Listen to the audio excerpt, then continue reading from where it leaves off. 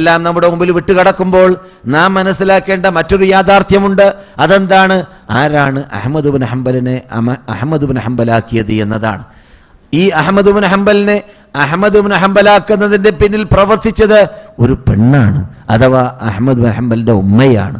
ആ ഉമ്മയായിരുന്നു ഉറക്കും നമ്മുടെ ഭാഷയിൽ ഊണും ഭക്ഷണവും ഒഴിവാക്കി പട്ടിണി കിടന്ന് പ്രയാസപ്പെട്ടുകൊണ്ട് അഹ്മദ് ബിൻ ഹംബലിനെ ആ നേതാവാക്കാൻ വേണ്ടി പാടുപെട്ടിരുന്നത്. അൽ ഉമ്മു മദ്റസത്തുൻ ഇദാ അഅദത്തഹാ അഅദത്ത ശഅബൻ തയ്യിബൽ അറാഖി. മാതാവ് അതെ സ്കൂളാണ്, മദ്രസയാണ്, കോളേജാണ്, യൂണിവേഴ്സിറ്റിയാണ്. ഉമ്മ നന്നായാൽ, ഉമ്മയെ നന്നാക്കിയാൽ അഅദത്ത ശഅബൻ തയ്യിബൽ അറാഖി, പുരോഗതി പ്രാപിച്ചവരായ ദീനിന്റെ മൂലാധാരങ്ങളിൽ ആഴത്തിൽ ഇൽമ് വിജ്ഞാനം പകർന്ന, വിജ്ഞാനം നേടിയതായ ഒരു സമൂഹത്തെ തന്നെ വാർത്തെടുക്കാൻ പെണ്ണിലൂടെ, ഉമ്മയിലൂടെ സാധിക്കുമെന്ന് കവി പാടിയിട്ടുണ്ടെങ്കിൽ അത് നമ്മുടെ നേതാക്കളിൽ നാം കണ്ടതാണ്. ഇമാം അഹ്മദ് ബിൻ ഹംബൽ റഹ്മത്തുള്ളാഹി അലൈഹിക്ക് 15 വയസ്സായപ്പോഴാണ് സ്വന്തം ഉമ്മ തന്നെ അഹ്മദ് ബിൻ ഹംബലിനോട്, മകനെ, നീ ഇപ്പോൾ ഇറാഖിലുള്ള, കൂഫയിലുള്ള, ബസറയിലുള്ള പണ്ഡിതന്മാരുടെ വിജ്ഞാനത്തെ നീ പഠിച്ചാളായി, നീ വിഴുങ്ങിയാളായി മാറി. അതെ, 15 വയസ്സോടുകൂടി അന്ന് ഇറാഖിലുള്ള പണ്ഡിതന്മാരാരൊക്കെയുണ്ട് അവരിൽ നിന്നിട്ടെല്ലാം വിജ്ഞാനം വിഴുങ്ങിക്കഴിഞ്ഞു. അതെ, വിജ്ഞാനം വിഴുങ്ങിക്കഴിഞ്ഞു. അക്കൂട്ടത്തിൽ ഷാഫി ഇമാമിന്റെ വിജ്ഞാനമുണ്ട്. കാരണം ഇമാം മുഹമ്മദ് ബിൻ ഇദ്രീസ് ഷാഫി റഹ്മത്തുള്ളാഹി അലൈഹി അഹ്മദ് ബിൻ ഹംബലിന്റെ ഉസ്താദാണ്. അതെ, യഹ്യ ഇബ്നു മഈനിന്റെ വിജ്ഞാനമുണ്ട്. അതുപോലെ പ്രഗത്ഭരായ ആ കാലഘട്ടത്തിൽ ജീവിച്ചതായ തബഉത്താബീങ്ങളുടെ വിജ്ഞാനങ്ങളൊക്കെ ശേഖരിച്ചു കഴിഞ്ഞു. അഹ്മദ് ബിൻ ഹംബലിനെ നമസ്കരിക്കാൻ പള്ളിയിലേക്ക് കുട്ടിപ്രായമായതുകൊണ്ട് പോകാൻ പറ്റാത്തത് കൊണ്ട് ഉമ്മ കൊണ്ടാക്കലാണ്. രാത്രി വേളയിൽ മഗ്രിബ് നമസ്കാരത്തിന്, ഇശ നമസ്കാരത്തിന്, ഫജ്ർ നമസ്കാരത്തിന് ഉമ്മ കൂടെ കൊണ്ടുപോയി കൊണ്ടാക്കലാണ്. എന്തിനാണ്? വെറും ഇൽമു പഠിക്കാൻ, വെറും നമസ്കരിക്കാൻ വേണ്ടി മാത്രമല്ല, മറിച്ച് അവിടെയുള്ള കൂഫയിലോ ബസറയിലോ ഉള്ള പള്ളിയിൽ പഠിപ്പിച്ചു കൊടുക്കുന്ന ദർസ് നടത്തുന്ന, ആ ഇൽമു പഠിപ്പിക്കുന്ന ആ മദീനയിൽ നിന്നിട്ട് റസൂലുള്ളാഹി സ്വല്ലല്ലാഹു അലൈഹി വസല്ലം സഹാബാക്കൾക്ക് പഠിപ്പിച്ചു കൊടുത്ത അതേ ഖുർആനും സുന്നത്തും പഠിപ്പിക്കുന്ന പണ്ഡിതന്മാരുടെ സദസ്സിലേക്ക് കുട്ടിയെ കൊണ്ടാക്കലായിരുന്നു. നാം ഒക്കെ എവിടെയുണ്ട്? നമ്മുടെ ഉമ്മമാരെവിടെയുണ്ട്? നമ്മുടെ പങ്ങന്മാരെവിടെയുണ്ട്? പറഞ്ഞാൽ നമുക്ക് കൊലപ്പെടുത്താൻ പറ്റൂല. എന്താണ് പ്രശ്നം? ഇന്ന് ഏതെങ്കിലും ഒരു വീട്ടിൽ 10 കുട്ടിയാണ് ജീവിക്കുന്നതെങ്കിൽ 10 കുട്ടികളുടെ ഉമ്മയാണ്, വാപ്പയാണ് നാമെങ്കിൽ അവരിൽ നിന്നിട്ട് എത്ര കുട്ടികളാണ് മതം പഠിക്കുന്നവർ, മതം പഠിച്ചവർ, ഖുർആൻ പഠിച്ചവർ, ഖുർആൻ മനപ്പാഠം വിട്ടവർ, ഖുർആൻ പോകട്ടെ ദൈനംദിനം ഓതേണ്ടതായ സൂക്തങ്ങളുടെയെങ്കിലും ചുരുങ്ങിയാൽ അർത്ഥം മനസ്സിലാക്കാൻ വേണ്ടി പഠിപ്പിച്ചു കൊടുക്കാൻ വേണ്ടി പാടുപെട്ട ഉമ്മമാര്, പങ്കന്മാര് എത്രയുണ്ട്? വീട്ടുകാരെത്രയുണ്ട്? ഒരു കുറവാണ് ഇന്നത്തെ യുഗത്തിൽ. അതെ, കുറവാണ് ഇന്നത്തെ യുഗത്തിൽ നമ്മുടെ കുട്ടികളെ മതവിദ്യാലയത്തിലേക്ക് വിടുക എന്നത്. അതെ അല്ലേ? ഞാൻ പലപ്പോഴും തമാശയിലാണെങ്കിലും പറയാറുണ്ട്, ഒരു വീട്ടിൽ 5 കുട്ടിയുണ്ടെങ്കിൽ 5 കുട്ടികളിൽ നിന്നിട്ട് നല്ല കഴിവുകൾപ്പുള്ള കുട്ടികളെ അന്വേഷിച്ചിട്ട് നല്ല കഴിവുകൾപ്പുള്ളവരാണെന്ന് മാതാപിതാക്കൾ മനസ്സിലാക്കി കഴിഞ്ഞാൽ അവനെ എഞ്ചിനീയറാക്കും, ആയിക്കോളീൻ. അവനെ ഡോക്ടറാക്കും, ആയിക്കോളീൻ. അതല്ല പ്രശ്നം. അക്കൂട്ടത്തിൽ വല്ല കിറുക്കുള്ള കുട്ടിയുണ്ടെങ്കിൽ, പ്രയാസമുള്ള കുട്ടിയുണ്ടെങ്കിൽ അവനെയാണ് മതം പഠിക്കാൻ വിടുക. അത്രമാത്രമേ ഉമ്മയുടെയും വാപ്പയുടെ അടുക്കൽ അവരുടെ ഡിക്ഷണറിയിൽ, അവരുടെ നിഘണ്ടുവിൽ സ്ഥാനമുള്ളൂ ദീനിന്, മതത്തിന്. അതുകൊണ്ട് തന്നെയാണ് ഇന്ന് ലോകത്തിൽ മുസ്ലിങ്ങൾ കോട്ടത്തിലേക്ക് എത്തിയത്. അപകടത്തിലേക്ക് മുസ്ലിം ബഹുഭൂരിപക്ഷം എത്തിയത്. ഏത് അമുസ്ലിം രാഷ്ട്രം, ഏത് മുസ്ലിം രാഷ്ട്രം, ഏത് അനറബ് രാഷ്ട്രം, ഏത് അറബ് രാഷ്ട്രം, സൗദി അറേബ്യ അല്ലാത്ത നാടുകൾ പരിശോധിച്ച് നോക്കുക. ഇന്ന് ഞാൻ ചില സഹോദരിമാരിൽ നിന്നിട്ട് മദ്രസ വാർത്ത കേട്ടു. ഇവിടുന്ന് പഠിച്ചു പോകുന്ന ഈജിപ്ഷ്യൻ കുട്ടികൾ, സിറിയൻ കുട്ടികൾ അവിടെ എത്തുമ്പോൾ അവരുടെ നാട്ടിൽ ഈ ദീനീ വിദ്യാഭ്യാസങ്ങൾ പഠിപ്പിക്കാത്തത് കൊണ്ട് ഇവിടെ പഠിപ്പിക്കുന്നത് പോലെ സൗദി അറേബ്യയുടെ സിലബസിൽ പഠിച്ചതായ വിദ്യാഭ്യാസത്തിൻ്റെ ആ സിലബസിലുള്ളതായ മാർക്കുകൾ ക്യാൻസൽ ചെയ്തിട്ടാണ് മറ്റു വിഷയങ്ങളെ പരിഗണിക്കുക. അത് പരിഗണിക്കപ്പെടാറില്ല എന്ന് മുസ്ലിം രാഷ്ട്രത്തിലായി പറയുന്നത്. ഇന്ന് കുട്ടികളിലൂടെ അവരുടെ സഹോദരിമാരിൽ കിട്ടിയ വാർത്തയാണ്. ഇവിടുത്തെ സർട്ടിഫിക്കറ്റിന് യാതൊരു പ്രയോജനവുമില്ല അവിടെ എത്തിയാൽ. എന്തുകൊണ്ട്?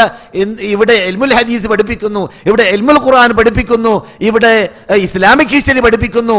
ആ വിഷയങ്ങളൊക്കെ മനഹജ് എന്ന് മാറ്റി നിർത്തിയിട്ട് മറ്റു വിഷയങ്ങൾ സൗദി പഠിപ്പിച്ചതിൽ മാർക്ക് കൊള്ളുമെങ്കിൽ കുട്ടിക്ക് തുടർന്ന് പോകാം, കോളേജിൽ പഠിക്കാം, മറ്റു വിഷയങ്ങളിൽ പഠിക്കാം. അതാണ് അറബ് രാഷ്ട്രത്തിന്റെ നിലപാട്. ഖേദമല്ലേ, ദുഃഖമല്ലേ?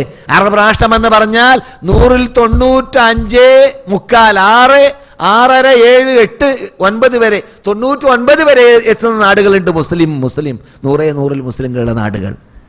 അതെ, ക്രിസ്ത്യാനികൾ ഉണ്ടെങ്കിൽ തന്നെ വളരെ ചുരുക്കമാണ്. ഈജിപ്തിൽ 10% വരെ ഇല്ല. അതാണ് ഈജിപ്തിലെ സ്ഥിതി.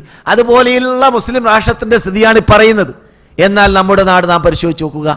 നമ്മുടെ നാട്ടിൽ മുസ്ലിം കോളേജുകളിലേക്ക്, ഇസ്ലാമിക വിദ്യാലയങ്ങളിലേക്ക് അതെ പഠിപ്പിക്കാൻ വിടുന്നവർ എത്ര കുടുംബങ്ങളുണ്ട്? ഒരു നാട്ടിൽ 100 മുസ്ലിം കുടുംബമുണ്ടെങ്കിൽ അതിൽ നിന്നിട്ട് വിദ്യാലയങ്ങളിലേക്ക് നമ്മുടെ കുട്ടികളെ വിട്ട വീടുകൾ എത്രയാണെന്ന് പരിശോധിച്ച് നോക്കുക. വളരെ ചുരുക്കം. 100ൽ 10 കിട്ടൂല, 5 കിട്ടൂല. ചിലപ്പോൾ 5 ഉണ്ടായാൽ പ്രയാസപ്പെട്ട്. അങ്ങനെയല്ലേ യാഥാർത്ഥ്യം? അല്ല, നിങ്ങൾ പറയാൻ പറ്റുമോ നിങ്ങൾക്ക്? 5. പിന്നെ 50, ഈ 100 എണ്ണത്തിൽ 50 മതവും അല്ലാത്തതും പഠിപ്പിക്കാത്ത വീടായിരിക്കും. ചിലപ്പോൾ ഒന്നും പഠിപ്പിക്കാറുണ്ടായിരിക്കുകയില്ല. ഇനി പഠിപ്പിക്കുന്നവരുടെ സ്വഭാവമാണ് ഞാൻ പറയുന്നത്. പഠിപ്പിക്കുന്നവർ പഠിപ്പിക്കുന്നുണ്ടെങ്കിൽ മതത്തെ വിട്ടു നിർത്തിയിട്ടാണ് വല്ലതും പഠിപ്പിക്കാറുള്ളത്. അതുകൊണ്ട് തന്നെ ബഹുഭൂരിപക്ഷം നമ്മുടെ കുട്ടികൾ ഹാജിമാരായവർ, മക്ക കണ്ടവർ, മദീന കണ്ടവർ, ദീനുമായി ബന്ധപ്പെട്ട് ജീവിക്കണമെന്ന് നിർബന്ധമുള്ളവരുടെ മക്കൾ തന്നെ മതം പഠിക്കുന്നുണ്ടെങ്കിൽ ട്യൂഷനിലൂടെ മാത്രമാണ്. മതം ട്യൂഷനിലൂടെ. അവർക്ക് മതത്തിന് ട്യൂഷനാണ്. മറ്റതിനോ കോളേജോ യൂണിവേഴ്സിറ്റിയോ മദ്രസയോ എല്ലാം വേണ്ടതെല്ലാം അതിന് ലക്ഷങ്ങൾ വേറെ നീക്കിവെക്കലാണ്. അത്രയേ പരിഗണയുള്ളൂ. അള്ളാഹു നമ്മെ സൃഷ്ടിച്ച റബ്ബ് ഈ നാട്ടിൽ ഖുർആൻ ഇറക്കിയപ്പോൾ പറഞ്ഞത് ആദ്യമായിട്ട് എന്താണ്? ഇഖ്റ ബിസ്മി റബ്ബിക്കല്ലദീ ഖലഖ്. നീ ഭൂമിയിലേക്ക് നിന്നെ ഞാൻ സൃഷ്ടിച്ചു വിട്ടത് മനുഷ്യരാശി എന്തിനാണ്? നിന്റെ നാഥനെ പഠിക്കാനാണ്, നിന്റെ നാഥൻ ഇറക്കിയ മതം പഠിക്കാനാണ്, നിന്റെ നാഥന്റെ കഴിവുകൾ മനസ്സിലാക്കാനാണ്, എന്നിട്ട് നാഥനെ ആരാധിക്കേണ്ട ശൈലി പഠിക്കാൻ വേണ്ടിയാണ്. അതുകൊണ്ട് തന്നെയാണ് ഖുർആൻ ആദ്യമായിട്ട് ഇറങ്ങിയപ്പോൾ ഇഖ്റ ബിസ്മി റബ്ബിക്കല്ലദീ ഖലഖ് ഖലഖൽ ഇൻസാന മിൻ അലഖ. ഇഖ്റ, നീ എന്ത് പഠിക്കണം? റബ്ബുക്കൽ അക്രം, റബ്ബാണ് അമാന്യൻ, റബ്ബാണ് ഉയർന്നവനായ ആ റബ്ബ്, ആ ഷിട്ടാവ്, അവന്റെ കഴിവ്, അവന്റെ കൽപ്പ്, അവന്റെ സിഫാത്തുകൾ, അവന്റെ അഫ്ആലുകൾ, അതിന്റെ ആ തൗഹീദിന്റെ എല്ലാ ഇനങ്ങൾ, റുബൂബിയ്യ, ഉലൂഹിയ്യ, തൗഹീദ് അൽ ഉലൂഹിയ്യ റുബൂബിയ്യ, തൗഹീദുൽ അസ്മാ വസിഫാത്ത്, ഇതൊക്കെ അതേ സൂറത്ത് ഇഖ്റ ബിസ്മി റബ്ബിക്കല്ലദീ ഖലഖ് ഖലഖൽ ഇൻസാന മിൻ അലഖ ഇഖ്റ വറബ്ബുക്കൽ അക്രം അല്ലദീ അല്ലമ ബിൽ ഖലം. അവിടെ ഇൽമിന്റെ പ്രാധാന്യം പഠിപ്പിക്കുന്നു. അപ്പോൾ അത്രയും പ്രാധാന്യം ആദ്യത്തെ വചനങ്ങൾ പഠിപ്പിച്ച മതത്തിന്റെ ഉടമകളാണെന്ന് പറയുന്ന മനുഷ്യരാശി മുസ്ലിങ്ങൾ അവരിൽ നിന്നിട്ട് വലിയ ബഹുഭൂരിപക്ഷത്തിന്റെ സ്വഭാവമാണിത്. പിന്നെ എവിടുന്ന് നമുക്ക് പുരോഗതിക്കാൻ സാധിക്കും?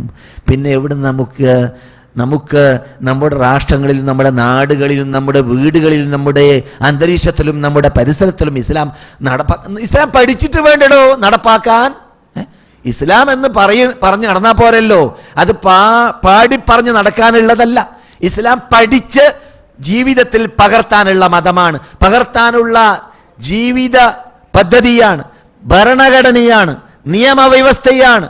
അള്ളാന്റെ നിയമം അത് ഇവിടെ നടപ്പാക്കണമെങ്കിൽ, എന്നിൽ ആദ്യം നടപ്പാക്കണമെങ്കിൽ ഞാൻ അത് പഠിച്ചിട്ട് വേണ്ടേ? പിന്നെയല്ല എൻ്റെ ഭരണകൂടത്തിൽ നടപ്പാക്കുക. ഞാൻ സ്വയം പഠിച്ച് എൻ്റെ വീട്ടിൽ, എൻ്റെ കുട്ടികളിൽ, എൻ്റെ പരിസരത്തിൽ, എൻ്റെ നാട്ടിൽ ഇതെല്ലാം നടപ്പാക്കണമെങ്കിൽ ഞാൻ പഠിച്ചിട്ട് വേണം. അതുപോലെ വീട്ടിലുള്ളവർ പഠിച്ചിട്ട് വേണം. ചുരുങ്ങിയാൽ ഒരു വീട്ടിൽ ഒരു 10 പേരുണ്ടെങ്കിൽ ദീനിന്റെ വിശാലമായ വിജ്ഞാനങ്ങൾ 1-2 ആളിൽ ഉണ്ടായാൽ മതി എന്നൊരു പക്ഷേ നിങ്ങൾ പറഞ്ഞേക്കാം. എന്നാൽ ഈ 10 പേരിലും അവൻ മുസ്ലിമായി ജീവിക്കാൻ എന്ത് വേണമെന്ന നിർബന്ധമായ വശം പഠിച്ചിരിക്കേണ്ടതില്ലേ? ഒരു മുസ്ലിമായി ജീവിക്കണമെങ്കിൽ എന്ത് വേണം? അവൻ നമസ്കരിക്കേണ്ടത് എങ്ങനെയാണ്? അവൻ ഭാര്യ ഭർത്തൃ ജീവിതം എങ്ങനെയാണ് നയിക്കേണ്ടത്? അവൻ മാതാപിതാക്കൾക്ക് നൽകേണ്ടതായ ബാധ്യത എന്തൊക്കെയാണ്? അവൻ്റെ സമ്പത്തിൽ നൽകേണ്ടതായ ബാധ്യത എങ്ങനെയാണ്? അവൻ സമ്പാദിക്കേണ്ട ഇസ്ലാമിക സമ്പാദ്യമായി മാറണമെങ്കിൽ എങ്ങനെ സമ്പാദിക്കണം? എങ്ങനെയെങ്കിലും വിസ ഉണ്ടാക്കാമോ? എങ്ങനെയെങ്കിലും സമ്പാദിക്കാമോ? ഇതൊക്കെ പഠിച്ചിരിക്കേണ്ടതില്ലേ? ഇതൊക്കെ നിർബന്ധ ബാധ്യതകളല്ലേ? കഷ്ടം അല്ലേ? കഷ്ടം. പറഞ്ഞ് വേദനിക്കൽ മാത്രം, പ്രയാസപ്പെടൽ മാത്രം ചെയ്യുന്നവരാരുണ്ട്? ഉണരുന്നവരാരുണ്ട്? വിദ്യാഭ്യാസ രംഗത്ത്, മുസ്ലിം വിദ്യാഭ്യാസ രംഗത്ത് നാം വളരെ പിന്നിലാണ്. എത്രത്തോളം? നമ്മുടെ നാടിനെ കുറിച്ച് 30 കൊല്ലം മുമ്പത്തെ എൻ്റെ അനുഭവം, 30 വർഷം മുമ്പത്തെ എൻ്റെ അനുഭവം ഞാൻ ഖേദം കൊണ്ട് പറയാണ്, ഇസ്ലാമിക് ഹിസ്റ്ററി നമ്മുടെ സിലബസിൽ പഠിപ്പിക്കാറന്നെ ഉണ്ടായിട്ടില്ല. തൗഹീദ് വിശാലമായ അർത്ഥത്തിൽ നമ്മുടെ നാട്ടിൽ പഠിപ്പിക്കാറന്നെ ഉണ്ടായിട്ടില്ല.